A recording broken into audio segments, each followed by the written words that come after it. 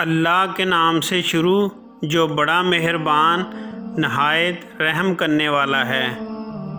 ہم دین کی سمجھ جسے چاہتے ہیں دے دیتے ہیں، اور سچ تو یہ ہے کہ جسے دین کی سمجھ مل جائے اسے بڑی چیز مل گئی، اور نصیحت وہی لوگ قبول کرتے ہیں جو عقل والے ہیں۔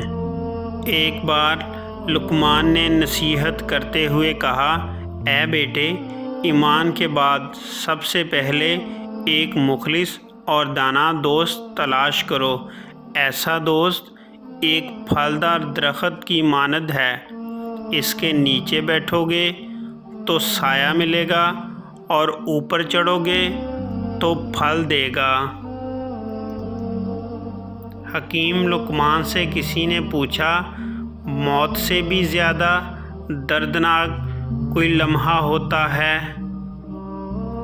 انہوں نے جواب دیا، ہاں، جب کوئی شریف انسان مسکینی یا مجبوری کی حالت میں کسی کم ظرف انسان کے آگے ہاتھ پھیلائے تو وہ لمحہ موت سے بھی زیادہ اذیت ناک ہوتا ہے۔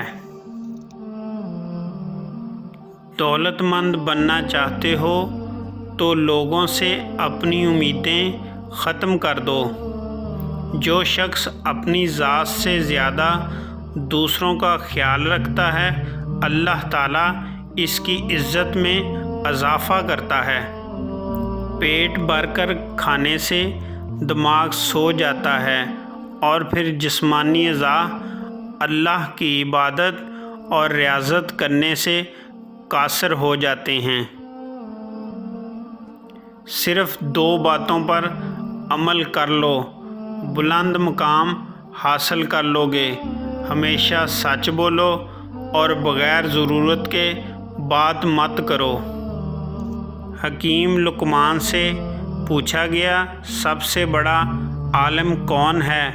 جواب دیا، جو دوسروں کے علم کے ذریعے اپنے علم میں اضافہ کرتا ہے۔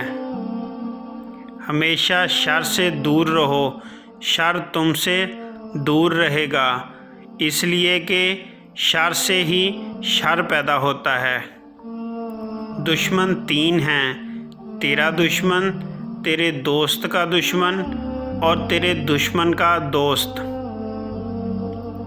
لوگوں کو نیکی کا حکم دیتے وقت خود کو مت بھلاؤ، اور اگر تم نے ایسا کیا تو تمہاری مثال بھی ایسے ہی ہوگی جیسے چراغ دوسروں کو تو روشنی فراہم کرتا ہے لیکن خود جلتا رہتا ہے۔ نیکی اس شخص سے کرو جو نیکی کا اہل ہو، اس شخص سے نیکی نہ کرو جو اس کا اہل نہیں، ورنہ دنیا میں نقصان اٹھاؤ گے اور آخرت میں ثواب سے بھی محروم رہو گے۔